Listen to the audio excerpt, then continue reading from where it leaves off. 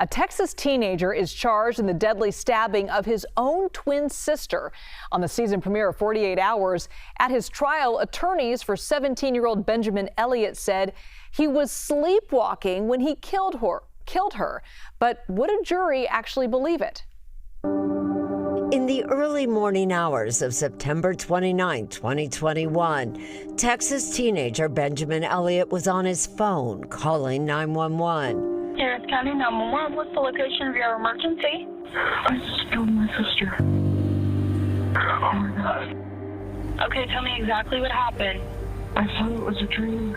I took my knife. I stabbed her. Please, I don't want her to die. I'm sorry. How old is she? 17. We're twins.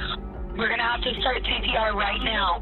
Where's your son? Okay, we got it. EMS is coming. 1, 2, 3. Arriving paramedics and police took control of the scene. What happened, son? It was a dream.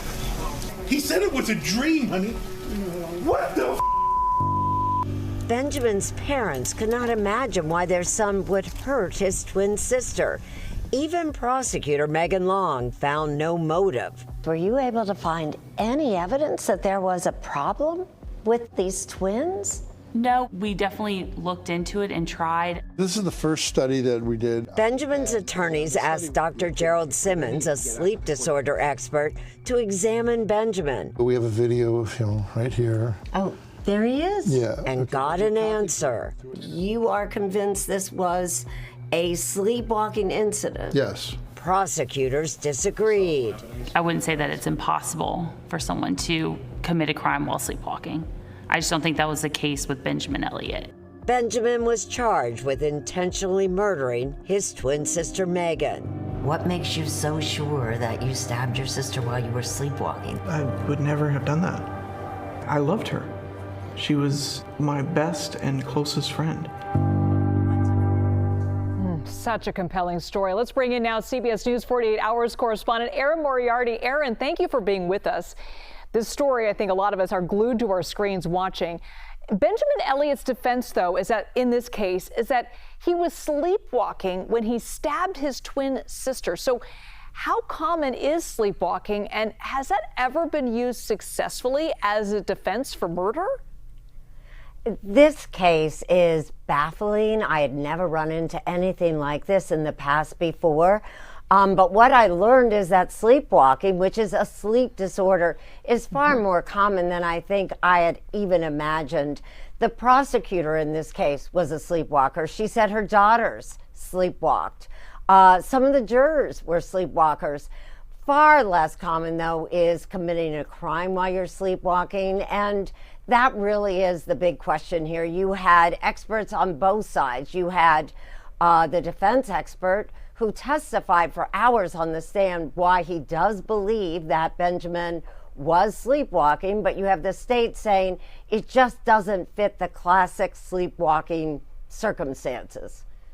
So what about Benjamin Elliott? Before he stabbed his sister, did he have any history of sleepwalking or anything else? He did have some history.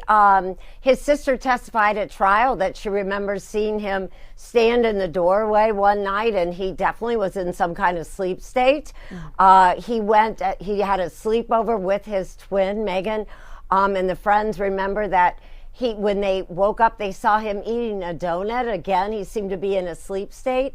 And what is also common is that sleepwalkers come from families that have a history of sleepwalking. He had a great aunt and a great uncle who were both sleepwalkers. So there was some of that.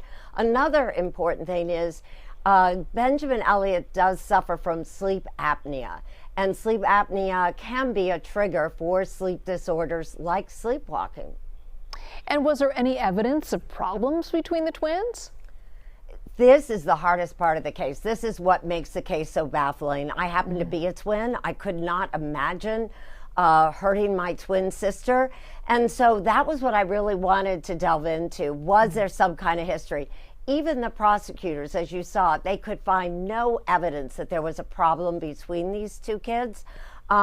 These were teenagers who used their phones all the time, and there was no electronic evidence, no emails, no texts. He did not benefit from this murder, so it makes it so baffling. On the other hand, it was a very short period of time. His phone, clearly the data on his phone shows that he went to sleep or stopped using his phone at a certain time, and 24 minutes later, he's calling 911. That's not a lot of time.